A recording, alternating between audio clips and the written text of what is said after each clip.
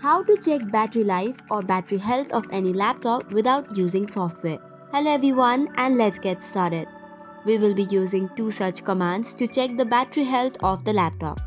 So first of all, you need to click on the search bar and search for command prompt. To open the command prompt, tap in CMD. Make sure to open the command prompt and run it as administrator. After that, click on yes. So the first command is power CFG space dash energy. Now it will take around 60 seconds for the analysis as well as the report.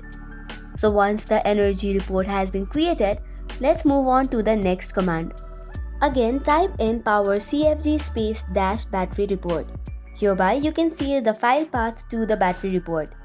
Just follow the location, double click on the file and you can see the battery health report of the laptop itself. So that's all for today's video. For more such contents, do not forget to hit the like and subscribe button. Thank you and keep watching.